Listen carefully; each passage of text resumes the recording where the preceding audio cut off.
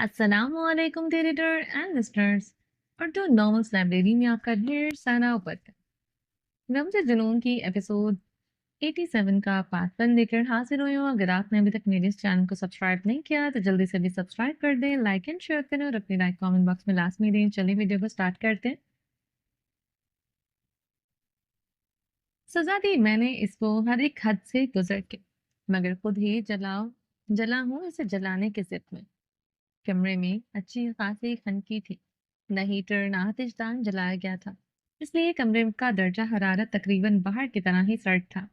کمرے کی glass window سے بھی ذرا سی کھلی تھی۔ کھڑکی سے آتی برفیلی ہواؤں کے تھپیڑے اندر بیٹھے انسان کے وجود کو مزید سرد کر رہے تھے۔ وہ بے پرواہی سے بیٹھا ہوا تھا۔ گزرتی رات مزید گہری ہوتی جا رہی تھی۔ اس کی انگلیوں میں دبا سگریٹ سے انگلیوں کے پوروں کو جلاتا کب سے راکھ کر چکا تھا، اسے جیسے جلن کا احساس تک نہ تھا۔ سرخ ہوتا چہرہ اس پر پہلی تکلیف کی باہر کروا رہا تھا کہ قنکی اور جلتے سگریٹ کی چنگاریاں اسے اچھی خاصی چبھن دے رہی ہیں۔ یہ ہوائیں کمرے میں بیٹھے شخص کے وجود کو کاٹ رہی تھی، آہستہ آہستہ بے دردی سے۔ وہ جان بوجھ کر خود کو لاپرواہ ظاہر کر رہا تھا۔ وہ بے نیازی سے بیٹھا تھا، مگر وہ بے نیازی جیسے محض دکھاوے کی تھی۔ شلوار قمیض میں ملبوس سیاہ شال شانوں پر ڈالے سیاہ بال بے حد بے ترتیبی سے اس کی پیشانی پر بکھرے تھے۔ سگریٹ بجھ چکا ہے یہ احساس ہونے پر اس نے سائڈ ٹیبل سے لائٹر اٹھائے، سگریٹ جلائے، لبوں میں دبایا، تکیے پر خود کو گراتے ہوئے وہ اپنے ہی دھوئیں میں ڈوبنے لگا۔ یہ زہر اس کے لیے سکون بن چکا تھا۔ عائش ملک، اس کے لب ہولے سے ہلے، ساہی مائل لہجے میں ٹھنڈی آگ کھلی ہوئی تھی۔ وہ بری طرح لب کھینچ گیا تھا، پھر ایک جھٹکے سے وہ سیدھا ہوا تھا۔ آنکھوں میں سرخی اور لہجے میں زہر اترا تھا۔ عائش زاویار خانزادہ، اس بار اس نے یہ نام لفظ لفظ چبا کر ادا کیا۔ زاویار خانزادہ نے بھڑکتے ہوئے سگریٹ ایش ٹرے میں مس لی۔ دل میں جلتے بھانبڑ گہرے ہوئے تھے۔ سانسوں میں اب زہریلا دھواں نہیں بلکہ وہ زہر کی طرح اتری تھی، اس لیے سانسیں مزید گھٹن زدہ ہوئی تھی۔ 10 دن تو سلگتی راکھ کی طرح اس کا وجود جلتا رہا۔ ونی میں آئی ہوئی بے مول عورت اسے چکما دے کر اس کی حویلی سے بھاگ گئی، اس کی عزت پر داغ لگا کر۔ ایک ایک پل وہ راکھ میں جلتی بجھتی چنگاریوں کی طرح جلتا بجھتا رہا تھا۔ سردار زاویار خانزادہ کو ایک بے مول سی عورت دھوکا دے گئی، جس کی کوئی حیثیت نہ تھی، جسے اس کے اپنے ہی گھر والوں نے کسی بے جان گڑیا کسی بے جان لاشے کی طرح اس کے حوالے کر دیا۔ وہ عورت جو آئی ہی تھی خون بہا میں قتل کی سزا پانے، اس عورت نے دھوکا دیا۔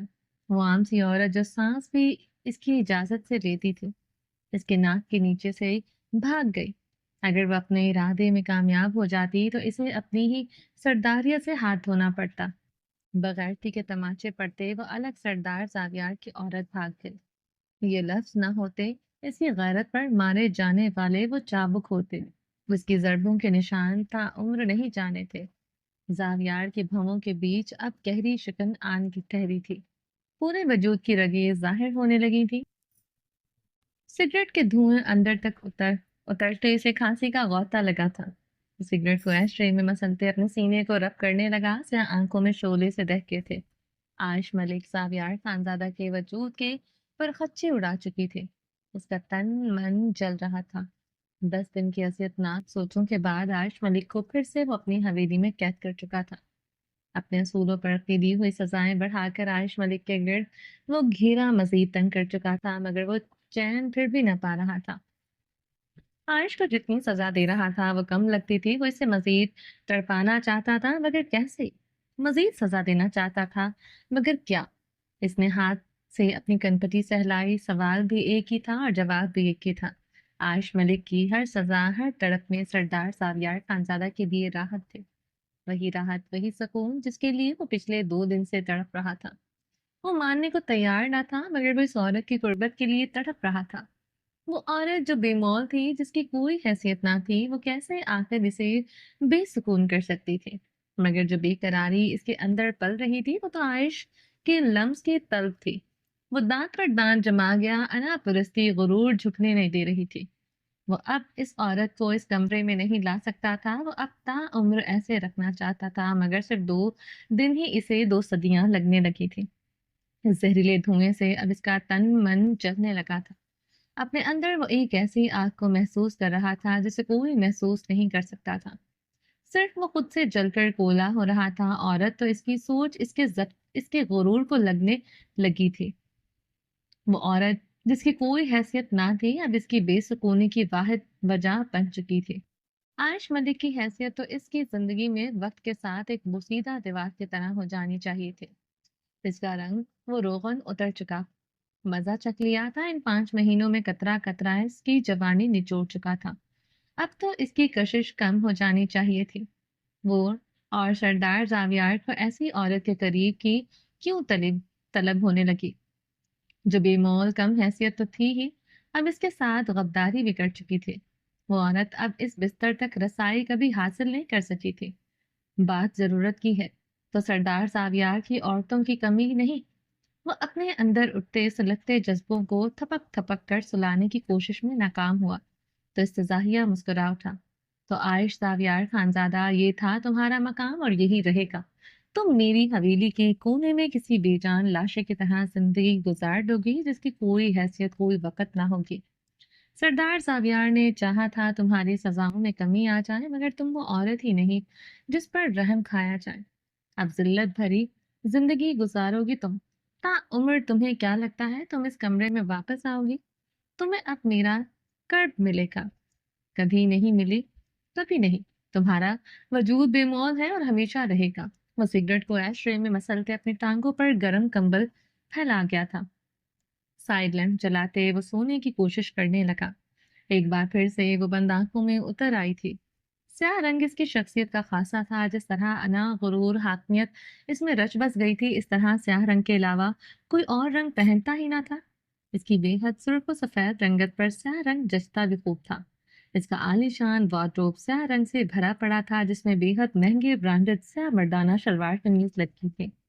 اس ڈریسنگ روم میں ہر طرف گلاس الماریاں بنی تھی، جس میں سے اس کے ہی دیدہ زیب مردانہ لباس لٹکے تھے۔ اس کی قیمتی گھڑیاں، شوز، چپل، کفلنگس اور اس کی ہر چیز ترتیب سے رکھی گئی تھی۔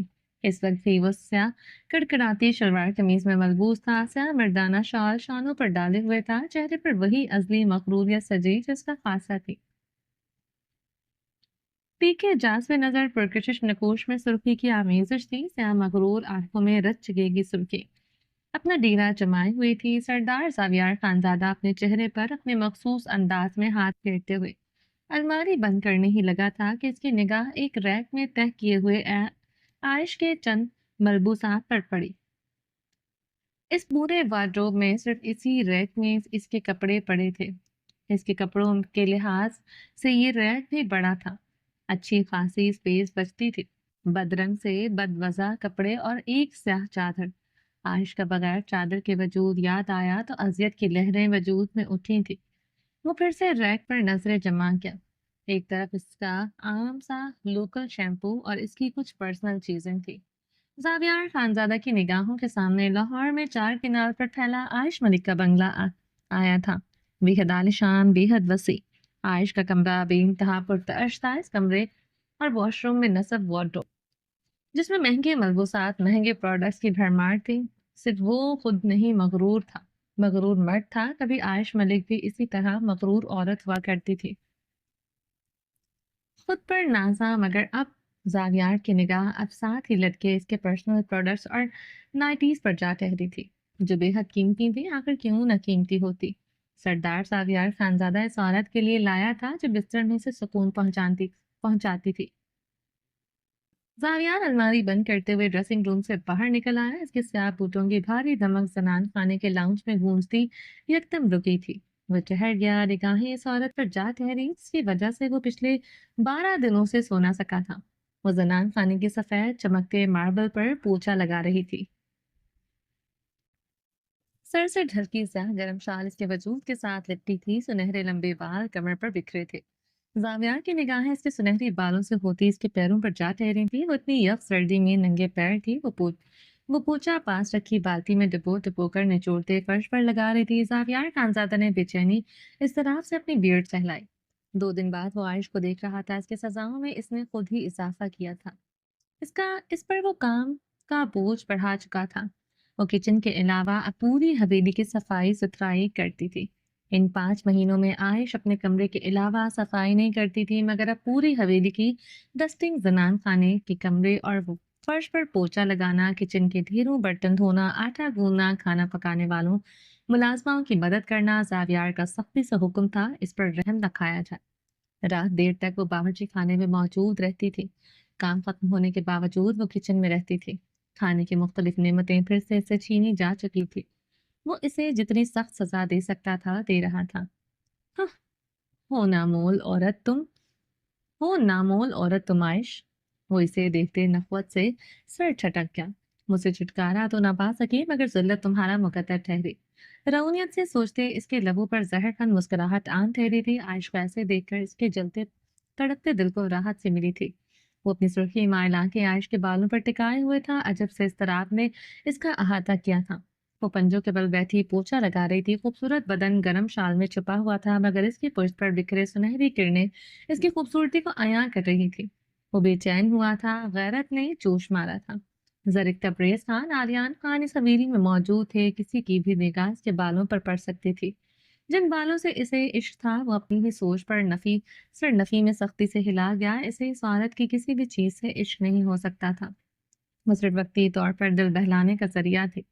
اب تو وہ نشہ و خمار بھی اتر چکا تھا۔ اسے اب اس عورت میں کوئی دلچسپی نہ تھی۔ وہ اس کے بالوں پر نگاہیں جمائے مختلف تاولیں گڑ رہا تھا۔ عائش، زاویار کی سڑ پکار کر عائش کی گردن موڑی سے دیکھا۔ سمندری آنکھیں سیاہ آنکھوں سے ٹکرائی تھی۔ چادر سر پر لو۔ عائش اس کے حکم کی تحمیل کرتے چادر سر پر اوڑھتے پھر سے اپنے کام میں مصروف ہو گئی تھی۔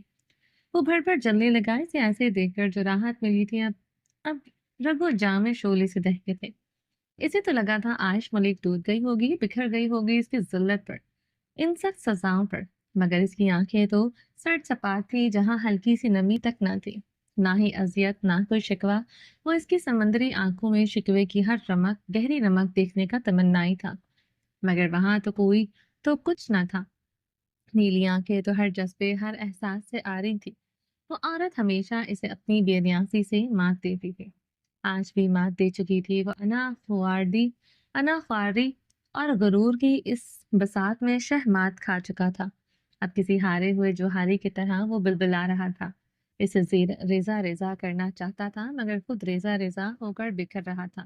وہ اسے ٹوٹ کر بکھرتے اپنے قدموں میں دیکھنا چاہتا تھا۔ وہ روتے گڑ گڑاتے اسے اپنے کیے کی معافی مانگتے اور ترس کھا کر اسے معاف کر دیتا۔ اسے اپنے کمرے میں، اپنے بستر میں جگہ دے دیتا، مگر اس کے چہرے پر نہ اذیت تھی نہ پشیمانی تھی۔ آخر کس چیز کا غرور تھا اس عورت کو؟ وہ تو اس کی سزائیں معاف کرنا چاہتا تھا اور کر بھی رہا تھا، پھر بھی عورت سے دھوکہ دے کر اس کی پناہوں سے بھاگ گئی۔ اسے تو سردار زاویار کے سحر انگیز شخصیت کے آگے اپنا دل ہار دینا چاہیے تھا، اپنا آپ ہار دینا چاہیے تھا۔ آخر وہ اس کا محرم چٹہرا تھا، وہ عورت جس کے وجود پر اپنا لمس چھوڑنے والا وہی تو پہلا مرد تھا۔ اس کالے کورے کاغذ اور کو ایک صاف سلیٹ پر آخر کار کیوں اس کا نام اب تک لکھا نہ گیا تھا؟ آخر عائش ملک کو خود پر کس بات کا غرور تھا؟ تھی تو ایک عورت ہی، بے بس، بے مول، کم حیثیت۔ کیا اسے اپنی خوبصورتی پر غرور ہے؟ یہ سوال ذہن میں آتے زاویار کی نگاہ لاؤنج کے دیوار پر نصب فینسی میرر پر جا ٹھہری۔ اونچا لمبا قد، چوڑے شانے، گسرتی چٹانی سینہ، سرخ و سفید رنگت، تیکھے نقوش، وہ بے انتہا خوبصورتی کا مالک تھا۔ پھر عائش ملک کو اپنی ہی خوبصورتی پر اتنا ناز، اتنا غرور کیوں تھا؟ وہ چپتی نگاہوں سے اسے دیکھتے بھڑکتے ہوئے سوچ رہا تھا۔ اب کہاں وہ خوبصورتی رہی تھی، وہاں وہ خوبصورت رہی تھی۔ وہ اسے بغور دیکھتے رعونیت سے تنزیہ مسکرایا کہ کسی رنگت آنکھوں کے نیچے سیاہ ہلکے اور خوبصورت جسم بھی آہستہ آہستہ اپنی کوشش کھو رہا تھا۔ کہاں وہ جسم رہا تھا جو شروع میں تھا، بھرا بھرا، بلدار، قیامت خیز سراپا؟ وہ اسے گہری نگاہوں سے دیکھ رہا تھا۔ یہ سچ تھا، عائش ملک ان 5 مہینوں میں اپنی کشش کھو چکی تھی، مگر پھر بھی اس عورت کا نشہ، اس عورت کا ہی خمار کیوں اس کے حواسوں کو جکڑے ہوئے تھا؟ ایک سے ایک خوبصورت عورت اسے مل سکتی تھی، फिर वो क्यों इस ऑर्डर के कुर्ब के लिए तड़प रहा था? हाँ, वो फिर से हुंकार भरता सर झटक गया। कुत्ता भी पाल लो, इससे उनसियत हो ही जाती है। आयश मलिक तो फिर भी औरत थी। इसकी महरम दिमाग ने एक और तावील झड़ी। अपनी घड़ी हुई तावील पर वो पुरसकून सा हुआ, फिर खुद को पुरसकून करने की नाकाम सही की। ये तो तय था आयश को वो अब अपने बिस्तर में जगह नहीं दे सकता था। इसका मकाम इसकी नजरों में मुलाजमाओं से भी बदतर हो चुका था। वो कब से खड़ा ऐसे सुलगती निगाहों से देखते खुद ही जजा सजा रहा था। ज़ावियार का बस नहीं चल रहा था यहाँ की हर चीज़ अपने पैरों तले मसल कर रखते। आयश को एक चूंटी की तरह मसलते। अपनी शिकस्त बर्दाश्त नहीं हो रही थी। वो बेनियाज से बनी फर्श को इसे इस पोछे से रगड़ रगड़ कर साफ कर रही थी, जैसे ये काम अज़ल से करती आ रही हो। शॉल एक बार फिर से इसके सर से फिसली थी। इसके करीब जाने का जवाब मिल गया था। वो इसी लम्हे एक ही जश्न में इस तक आन पहुंचा। पंजों के बल बैठते इससे इसके शानों से सख्ती से जकड़ आ गया था। एक बार फिर से समुद्री कांच सी आंखें स्याह रउनिया से भरी आंखों से टकराई थी। वो एक तक इसे देखे गई इन समंदरी बेपनाह खूबसूरत आंखों में सवाल तक ना था। वो इसे एक मूरत की तरह देखना चाहता था। वो एक मूरत की तरह ही अपनी निगाहें इसकी आंखों में गाड़ी हुई थी, जहां इसे अपनी दहशत तक दिखाई न दी थी। क्या कहा है मैंने? ये शॉल सर से न उतरे। वो दांत पर दांत जमाए से शानों को बेदर्दी से झिंझोड़ गया था। आयुष इसी लम्हे अपने बालों को शॉल से ढक गई थी। ये बाल क्यों खोले हैं तुमने, हाँ? अब वो फिर से इस पर बरस रहा था। जी जा रहा था आयुष के अगले पिछले गुनाह खंगालते रगि, इसे रगेड़ डाले। गुस्सा इश्तियाल इसके गुनाहों पर नहीं बल्कि इसकी बेनियाजी पर था और अपनी बेकरारी पर था। क्या पूछ रहा हूँ? वो इसकी खामोशी पर गुर्रा उठा। आइंदा बांध कर रखूंगी। आवाज में लर्जिश ना भीगापन, वो अंदर तक जलकर स्याह कोयला हुआ। बहुत शौक है अपनी खूबसूरती दिखाने का, हाँ? दिल नहीं भरा इस दिन मेरे दुश्मन की हवेली में ठहर कर? वो इसे संगीन गलती याद करवाते तैश से भड़का था। मुकाबिल का ये गुनाह भी तो उसके अंदर जलते भामड़ों में इजाफा कर देता था। वो इस पर जाहिर नहीं करना चाहता था, मगर आग तो लगी थी जिसमें वो दिन रात चलता था। आइंदा नहीं होगा, वो सपाट अंदाज से बोली थी। आइंदा नहीं होगा, आयश के लफ्ज दोहराते वो हंसा था। अब तुम कभी खुला आसमान नहीं देख सकोगी कुजा के, यहाँ से भागना तो दूर की बात है। रात को भी अब आंखें खोलकर सोता हूँ। जिसकी तुम जैसी औरत हो वो मर्द आकर सो भी कहाँ सकता है? वैसे काट डाट निगाहों से देखते कह रहा था। आंखें काट डाट थी, मगर लहजे में शिकवा पहना था। जानते हो तुमने क्या किया है? तुमने गुनाह किया है अपने शौहर को धोखा देकर। क्या तुम्हें ऐसा करना चाहिए था? अपने लफ्जों में छुपी शिकस्त वो खुद भी महसूस न कर पा रहा था। इसके हर लफ्ज में, हर जुमले में आयश को गुनाहगार ठहराना नहीं था, बल्कि इसे एहसास दिलाना था ये गलती इसने की है। अब वो झुक जाए, वो टूट जाए, मगर मुकाबल तो ठीक बनी इसे खाली खाली नजरों से देख रही थी। आयश सावियार खानजादा, याद रखना आपकी बार जरा सी गलती हुई नहीं, तुम्हारी खाल उधड़ी नहीं। जब तक जिंदा रहोगी मेरी मलकियत बनकर, और तुम मेरी मलकियत में आई अब बेजरर सी चीज हो, जिस पर अब मैं कभी इल्तफात भरी निगाह नहीं डालूंगा। आयश के लबों पर अब की बार मध्यम से मुस्कुराहट उभर कर मासूम हुई। इसे फिर पता ही ना था। जिसे वो सजा कहता इसके लिए इनाम था। इसे चाहिए भी नहीं थी ये इल्तफात भरी निगाह। वो दिल ही दिल में हुक्कार भरती फर्श पर पोंछा लगाने लगी। वो पंजों के बल बैठा ऐसे देख रहा था इसकी मासूम होती मुस्कुराहट में छुपे मफहूम से ज्यादा खानजादा को ही रगेड़ डाला था। इसे रगेड़ इसे रगेड़ने ख्वाहिश लिए वो खुद ही रगीड़ गया था। वो घड़े होते गहरे सांस लेते जब्त से मुठियां भींच गया। बस ना चला तो इसने आयश के करीब पड़ी बाल्टी को पूरी कुव्वत से ठोकर मारी। बाल्टी उलटकर दूर जा गिरी थी। गंदा पानी फर्श पर बिखरा था। वो खूनशाम निगाहें आयश पर काट गया। वो खामोशी से फर्श पर बिखरे पानी को पोंछे में जस्ट करती इस बाल्टी में निचोड़ निचोड़ कर डाल रही थी। इसे जैसे फर्क ही न पड़ता था। जावियार खानजादा आकर मजीद वहां ठहरता, इसके दिमाग की शरियानें शायद फट जाती। वो तेज तेज कदमों से दाखिली दरवाजे की तरफ बढ़ा। इसके भारी कदम फिर से रुक गए थे। गुस्सा उठ कर आया था, मगर इस बार गुस्सा आयश पर नहीं किसी और पर आया था। जनीशा प्लम कलर के फैब्रिक नुमा ट्राउजर और बेहद शॉर्ट सी शर्ट पहने हुए थी, जिस पर बड़ा सा नेट का ऑर्गेन्जा का दुपट्टा लिया हुआ था। लाइट सा मेकअप किए हुए वो लाउंज में आई थी। पानी का ग्लास पकड़े इसकी चमकती निगाहें आयश से होते जावियार पर जा ठहरी थी, जो दाखिली दरवाजे की तरफ बढ़ रहा था। वो थोड़ी देर पहले हुए तमाशे को देख चुकी थी। जनीशा ने ग्लास से पानी फर्श पर फेंका। आयश इसे भी साफ करो। जनीशा की खनकदार आवाज काफी ऊंची थी। जिसे सुनाना जिसे सुना ना था वो सुना चुकी थी। जावियार खानजादा रुख पलटे, जनीशा पर कहर बार निगाह डाल गया था। मुक- मुक्ताना जनीशा पर गुस्सा आया। इससे कहीं ज्यादा गुस्सा आयश पर आया था, जो खामोशी से जनीशा के कदमों में गिरा पानी साफ कर रही थी। मुसरुफ चेहरे के साथ तेजी से आयश की तरफ बढ़ा, जनीशा के कदमों में पोछा लगाती वो बर्दाश्त नहीं हुई थी। ऐसे लगा था कि अपनी चादर किसी के कदमों में पड़ी हो। वो आयश के करीब आते इसे बाजू से जकड़े खड़ा कर गया, अपनी सर डांके जनीशा की आंखों में गाड़ी। अपनी हद में रहो खबरदार, आयश को हुक्म दिया। वो अपनी शहादत की उंगली उठाए तंबी अंदाज में पॉइंट करते बोला, क्यों नहीं दे सकती जेठ जी? जावियार को जेठ कहने पर जनीशा हंसी दबाने के चक्कर में सुर्ख पड़ी थी। जावियार का तिलमिलाता चेहरा इसे मजा दे गया था। वो ताली बजाते खिलखिलाए, उफ, सॉरी जेठ जी। वो हंसी रोकते बमुश्किल बोले, पाकिस्तान में शौहर के बड़े भाई को जेठ ही तो बोलते हैं। हंसी जब्त करने के चक्कर में जनीशा की आंखों से पानी निकल आया था। पाकिस्तान में छोटे भाई की बीवी को भाभी बोलते हैं, मगर तुम इस लायक नहीं कि तुम्हें किसी भी रिश्ते से पुकारते इज्जत दी जाए। आइंदा आयश को हुक्म न देना, समझे तुम? वो तंबी अंदाज में पुकारा। आई डोंट माइंड, मुझे फर्क नहीं पड़ता आप लोग मुझे इज्जत दें या ना दें, क्योंकि मैं खुद यहाँ किसी को इज्जत नहीं देती। सनीशा ने जावियार की आंखों में देखते तमस्कराती लहजे में कहा। जावियार आयश की कलाई सख्ती से जकड़े हुए सनीशा के मुकाबले खड़ा था। आयश पर अपनी गिरफ्त मजबूत करता जा रहा था। यहाँ फिर क्यों हो? इससे पहले जनीशा जवाब देती जावियार की आवाज गूंजी थी। इस सवाल का जवाब जिस दिन मुझे मिल गया, मैं इस दिन तुम्हारा वो हाल करूंगा कि तुम अपनी पहचान भूल जाओगे। जावियार की धमकी पर जनीशा के लबों से हंसी का फवारा फूटा था। वो पेट पर हाथ रखते हंसती चली गई थी। इतनी हंसी इतनी शदीद थी कि वो सोफे पर बैठ चुकी थी। जावियार इसे खून उतरी आंखों से देख रहा था। मुकाबिल इसके भाई की इज्जत ना होती, वो इसका हशर बिगाड़ देता। इसके औरत होने पर नहीं, अपने और इसके दरमियान रिश्ते पर खामोश था। आई एम सॉरी, वो हंसी रोकते बमुश्किल बोली थी। मुझे जोक्स पर बहुत हंसी आती है। हंसी रोकना मेरी बर्दाश्त से बाहर है। आपने तो इतना बड़ा फ्लेक्स मारा है, मैं क्या कहूँ। वो अभी भी हंसी जब्त करने के चक्करों में सुर्ख हो रही थी। वो सोफे से उठते हुए जावियार के मुकाबले आन खड़ी थी। सरदार जावियार खानदादा, तुम हो इस छोटे से गांव के सरदार।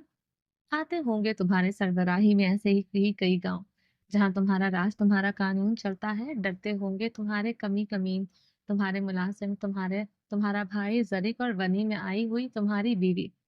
वो दो कदम चलते अपने जावियार के दरमियान थोड़ा सा भी फासला भी मिटा चुकी थी। मगर तुम्हारे सामने खड़ी लड़की जनीशा जरिक खानजादा नहीं, बल्कि जनीशा अशमान शाह है।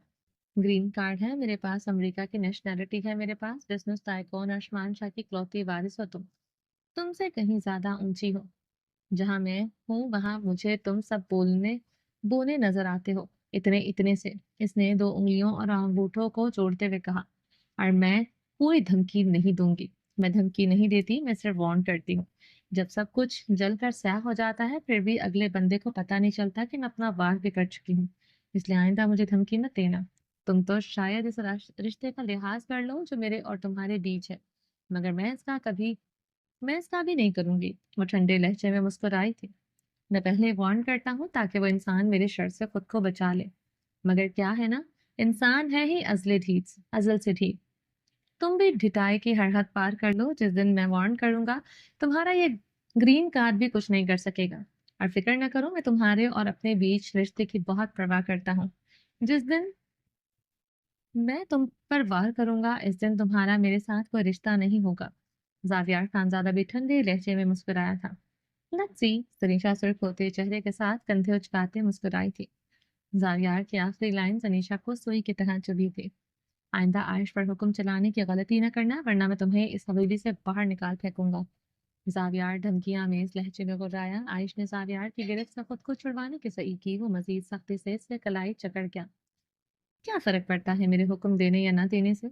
है तो ये बनी में आई हुई बेजरर सा वजूद। अभी यहाँ की सफाई करके मेरे कमरे की सफाई करेगी, फिर बाबा के कमरे की भी सफाई करेगी। बाबा का कमरा यानी तबरेज खान का कमरा। इसने तबरेज खान पर जोर दिया। इसका निशाना निशाने पर लगा था। मुकाबिल के चेहरे पर जलजले के आसार नमूदार हुए थे। धमों के बीच गहरी शकन आन ठहरी थी। वो आयश की कलाई पर गिरफ्त मजबूत करते इसे देखने लगा। आयश निगाहें झुकाए खड़ी थी। तुम चचा के कमरे में की सफाई करती हो? वो बेयकीनी से पूछ रहा था। पूरी हवेली की सफाई करने का हुक्म मिला था। आपके चचा का कमरा हवेली में ही आता है। वो संजीदगी से बोलते निगाहें उठाए जावियार को देखने लगी, जिसका खून चेहरे पर सिमट आया था। चचा थे तुम चचा थे जब तुम कमरे में गई थी? इसकी आवाज मध्यम थी, मगर जब्त हदों पर था। नहीं, आयश ने एक लफ्जी जवाब दिया। आइंदा तुम किचन से बाहर नहीं निकलोगी, ये सफाई नहीं करोगी। वो पूरी कुवत से एक बार फिर से बाल्टी को ठोकर मार गया। बाल्टी एक बार फिर से उलटकर दूर जा गिरी थी। जावियान की गर्दन की रगें बुरी तरह फूल रही थी। आयश तबरेज खान के कमरे में गई। इसे बर्दाश्त नहीं हो रहा था। चली जाओ मेरी नजरों के सामने से, वरना तुम्हारी खाल उधेड़ डालूंगा। वो आयश को खूंखार निगाहों से देखते चीखा था। आयश तेज तेज कदमों से किचन की तरफ बढ़ गई थी। वो रास्ते में आई हुई हर चीज को ठोकर मारते हुए जनान खाने का दाखिली दरवाजा अबूर कर गया। अपने ही चचा पर एतबार नहीं, स्ट्रेंज। सनीशा गहरा सांस भरते मुस्कुराई थी। दूसरे लम्हे वो मेज पर पड़ा शीशे का गिलास पूरी कुव्वत से जमीन पर मार गई थी। गिलास चकनाचूर हुआ था। जावियार तबरेज खान आलियान को देखते खून में उबाल उठने लगे थे। वो अपनी पेशानी मसलते खुद पर काबू पाने लगी थी। लेक वेंट्रन की सख्त परत आज भी आईने की तरह चमक रही थी। रात के पिछले पहर की खामोशी में लेक वेंट्रन भी महल की तरह पुरस्कार दिखाई दे रही थी। रोशनियों से जगमगाता शहर रात की तारीकी में बेइंतहा सर्द था। स्याह रंग की मर्सिडीज में बुलेट प्रूफ खिड़कियों के साथ न्यून लाइट्स के नीचे आहिस्ते से चलती जा रही थी। वो अपनी आंखों फैलाए इन रोशनियों को देख रही थी। पिछले 12 दिनों से वो ब्लडथ्रस्ट बीस्ट इसे कैद किए हुए था। सारा दिन वो कमरे में तन्हा गुजार देती। एला से बातें करने तक की इजाजत ना थी। रात होते ही इसे नींद आ घेरती थी। सुबह तक इसे खबर ही ना होती थी वो कहाँ है। हाकिम खान आर्यान के पास है, इसके अलावा इसे कुछ खबर न थी। वो सामने आता ही ना था। वो इससे कोई सवाल करती। सफेद महल के बाहर सिक्योरिटी सख्त थी। तहखाने की तरफ जाते तमाम रास्ते बंद कर दिए गए थे। वो इसी महल में जख्मी बेबस परिंदे की मानद फड़फड़ा कर रह गई थी। आज एला इसे बाहर लाई थी। महल के बाहर आज सिक्योरिटी कम थी। इसका साफ मतलब था आर्यान अपनी पूरी पलटन के साथ किसी खास मिशन पर गया है। ये शहर साफ सिर्फ इनका है, जिनके हाथ खून से रंगे हों मगर दामन फिर भी साफ हो। एला ने भीगी आवाज पर जरमिश गर्दन मोड़े इसे देखने लगी। घुटनों से ऊपर जालीदार रेड स्टाइलिश शर्ट पहने हुए थी, जिसकी बैक पर कुछ ना था, ना ही आगे कुछ था, और बे इंतहा रिवील्ड हो रही थी। वो आगे पीछे भी इसी तरह की ड्रेसिंग करती थी, मगर आज की ड्रेसिंग बे इंतहा खतरनाक थी। इतनी खतरनाक कि किसी भी मर्द को चारों शाने चित करते इसके कदमों में झुका दे। इसके सुर्ख रंग के कर्लिंग बाल खुले थे। लबों पर भड़कती सुर्ख लिपस्टिक लगाए हुए थी। नजारा वो तो दावत नजारा बनी हुई थी।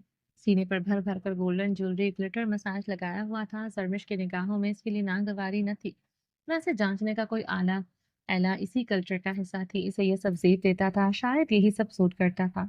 हाँ, मगर जरमिश को इससे कोई हमदर्दी भी ना थी। इसे एला के इन आंसुओं से कोई भी फर्क नहीं पड़ रहा था। एला खिड़की से बाहर देखते रोती जा रही थी। जरमिश फिर से खिड़की से बाहर देखने लगी। इनके पीछे गाड़ी भी थी, जो बतौर खास एला के थे। आज इसे आर्यान आर्यान का कोई गार्ड नजर नहीं आया था। तुम जानती हो मेरे साथ कितना बुरा किया गया? एला का लहजा लरस रहा था। जरमिश ने इसे देखा। वो रो रही थी, मगर वो कहीं से भी दुखी नहीं लग रही थी। Why is it always the woman who pays the price for a man's sense? आखिर यूं दुनिया का हर मर्द औरत से ही बदला लेता है। Ripped apart like I was never human. मुझे नोचा गया, मुझे मारा गया। एला की आंखें आंसुओं में भरी थी, मगर जरमिश को इनमें दर्द नजर नहीं आया था। क्रिफ्टोन मेरा बाप था, जो इसने किया वो इसने मेरा आखिर क्या कसूर था?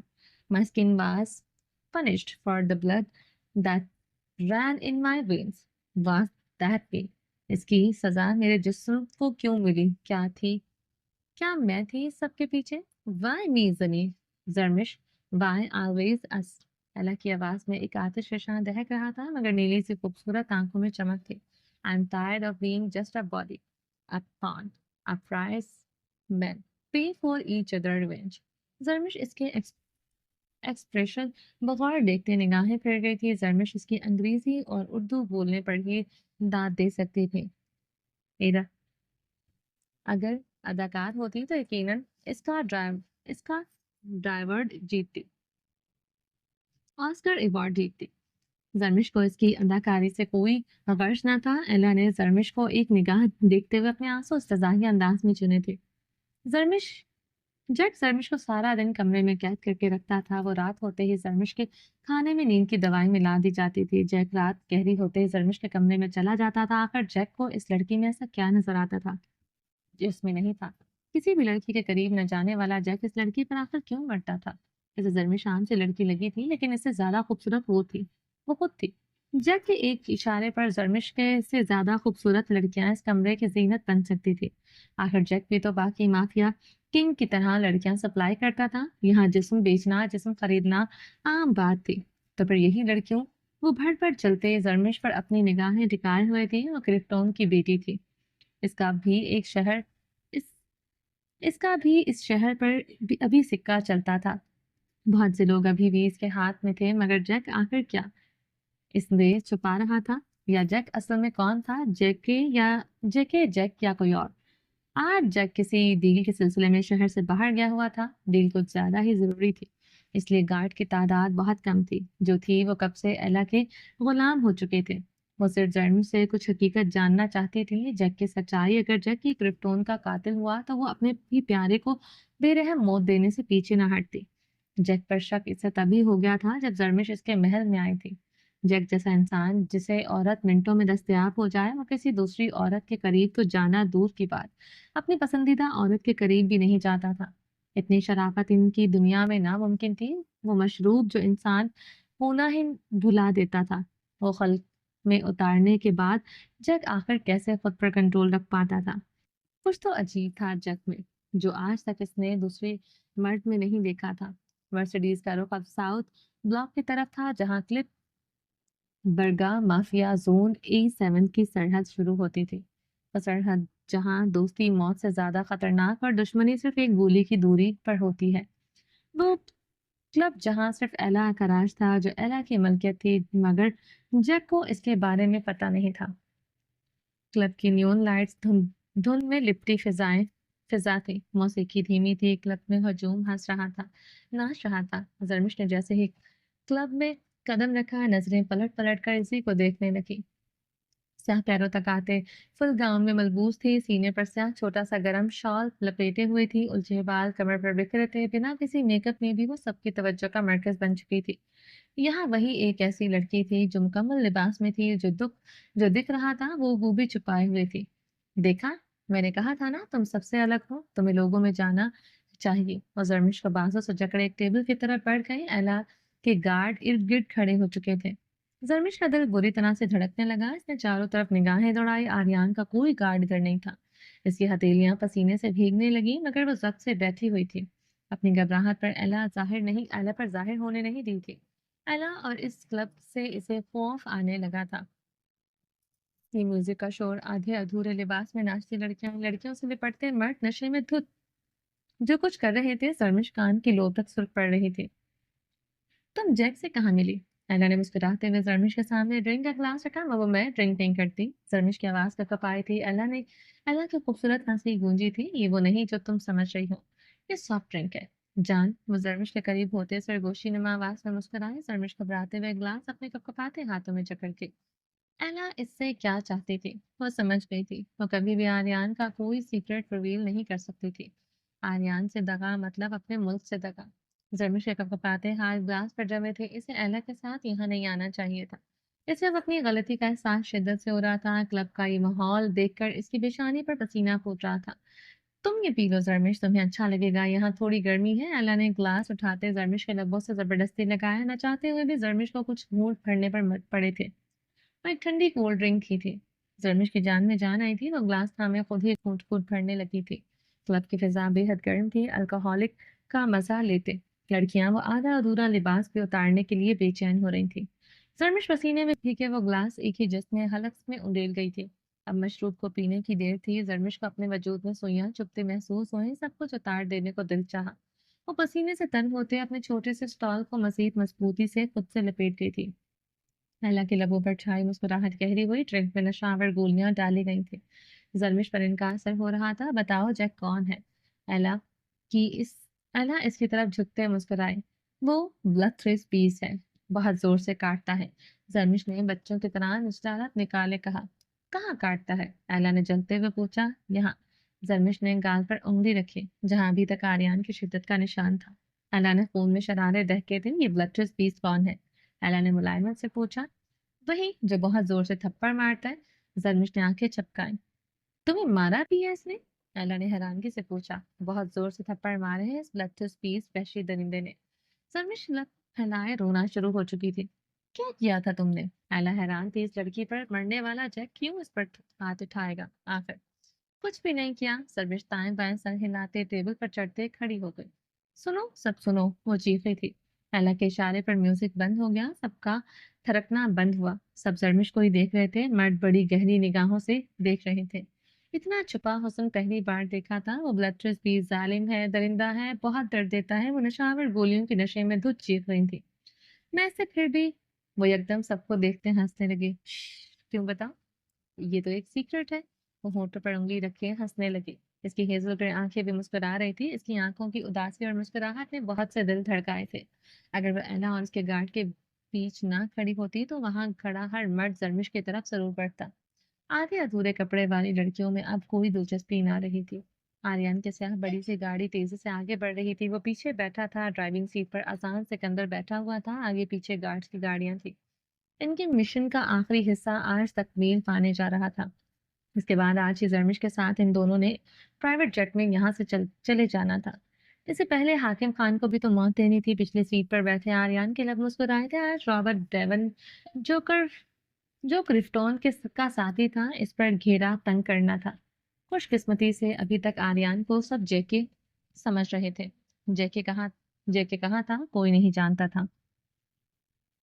وہ شاید مر چکا تھا، مگر حیران کن بات یہ تھی کہ جیکی کی موت کی خبر بھی کسی کو نہ ہو سکی تھی۔ آریان گہرا مسکرایا تھا۔ جیکی جیسا بھی تھا مگر تھا ایسا ہی۔ اس نے اپنی ایسی بے درد موت بھی کسی کی نگاہوں میں نہیں آنے دی تھی۔ وہ ہمیشہ امر رہنا چاہتا تھا۔ آریان خانزادہ کا کہکہا گونجا تو مرنے کے بعد بھی امر ہو جیکے اور فادم خان اس کی فلک شگاف کہہ کے گاڑی میں گونجتے جا رہے تھے۔ اذلان سکندر میں بیک ویو مرر سے اسے خشمگین نگاہوں سے گھورا تھا۔ اس کا 12 دن بعد بھی آریان پر غصہ ٹھنڈا نہیں ہوا تھا۔ نہ کبھی ہو سکتا تھا۔ اس کی وجہ سے اسے کتنے مہینے جیکے کی قید میں رہنا پڑا تھا۔ اسے اذیتیں تو نہیں دی گئی تھی، مگر مہینوں قید رہنا آسان نہیں تھا۔ اپنے کہہ کے منہ کے اندر بند کر کے رکھ، آذان نے گھورتے کہا۔ جب تک مشن مکمل نہیں ہو جاتا میری سانسیں حلق میں اٹکی ہیں۔ آذان سکندر نے بیک ویو مرر سے آریان پر زہر آلود نگاہ ڈالی۔ ایجنٹ کی سانسیں کب تک اٹکنے لگی۔ اگر زیادہ ڈر لگ رہا ہو تو چوڑیاں پہن لے۔ آریان نے دھیمی آواز میں اسے مزید سلگایا تھا۔ ہمارے پروفیشن میں چوڑیاں بھی پہنی جاتی ہیں، زنانہ کپڑے بھی پہن لیے جاتے ہیں۔ مجھے ڈر تیرے ناچنے کا ہے۔ وہ نچائے گی تو ناچے گا۔ آذان کی بات پر آریان کی مسکراہٹ سمٹی تھی۔ بکواس بند کر ورنہ بھول جاؤں گا تیرا مجھ سے کوئی واسطہ بھی ہے۔ ارد گرد میرے گارڈ کی گاڑیاں بھی ہیں۔ ایک اشارے پر تو 10 فٹ زمین کے نیچے ہوگا۔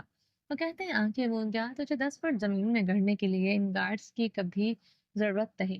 ایسے ہی دفن ہو جائے گا کسی دن، دیکھ لینا۔ آذان نے غصے سے ڈرائیونگ پر توجہ مرکوز کی۔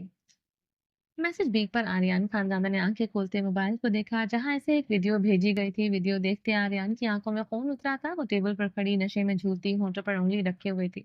پوری ویڈیو اسے بھیجی گئی تھی۔ مسز خان، جان سے مار ڈالوں گا تمہیں، وہ چیخا تھا۔ ہو گیا دفن۔ اذلان سکندر اسٹیئرنگ پر مکہ مارتے گاڑی رک چکا تھا۔ کلب برگا کی طرف ٹرن لے۔ آریان ویڈیو کو دیکھتے پاگل ہو رہا تھا۔ وہ اتنے مردوں کے بیچ کھڑی تھی، ہر مرد کی نگاہ اس پر تھی۔ آریان خانزادہ کی آنکھوں میں وینز ابھرنے لگی۔ وہ گہرے سانس بھرتے پاگل ہو رہا تھا۔ رابرٹ کا کیا کرنا ہے؟ اذلان نے گردن موڑے آریان کو کہا۔ رابرٹ کو موت بعد میں ملے گی، پہلے مسز خان کو ملے گی بے دھڑ موت۔ موبائل میں نگاہیں گاڑے، مٹھیاں بھیچے گٹائے۔ مجھے یقین ہے اسے ملے گی موت۔ وہ آریان پر استحزائیہ نگاہ ڈالے اپنی نگاہ کا رخ برگا کلب کی طرف موڑ گیا تھا۔ گارڈز کی گاڑیوں نے بھی رخ بدلا تھا۔ چلیں جی، باقی کا نیکسٹ ایپیسوڈ میں کنٹینیو کریں گے۔ امید ہے آپ کو یہ ایپیسوڈ پسند آئی ہوگی۔ چینل کو سبسکرائب نہیں کیا تو جلدی سے بھی سبسکرائب کر دیں۔ اور نیو ناول سٹارٹ ہوا ہے لہو سلال، جس نے نہیں ریڈ کیا وہ صرف ایک ایپیسوڈ ریڈ کر لے، اس کے بعد ڈیسائیڈ کر لینا کہ آپ لوگوں نے آگے ریڈ کرنا ہے یا نہیں۔ صرف میں آپ لوگوں سے یہی کہنا چاہوں گی کہ آپ جسٹ فرسٹ ایپیسوڈ اس کی ریڈ کر کے دیکھیں، اگر آپ کو انٹرسٹنگ لگے، آپ کو مزہ آئے، تو آپ باقی کے ایپیسوڈس بھی ریڈ کر لینا، ٹھیک ہے؟ تو اس کے علاوہ میں اور بھی ناول اسٹارٹ کرنے لگی ہوں، اور عشق رومانچہ بھی انشاءاللہ اسی ویک تک اینڈ کروا دوں گی، اور باقی کے ناول مجھے آپ لوگ سجیسٹ کرتے رہا کریں، ٹھیک ہے؟ اپنا ڈھیر سارا خیال رکھیے گا، دعاؤں میں یاد رکھیے گا، ملتے ہیں نیکسٹ ایپیسوڈ میں، تب تک کے لیے اللہ حافظ۔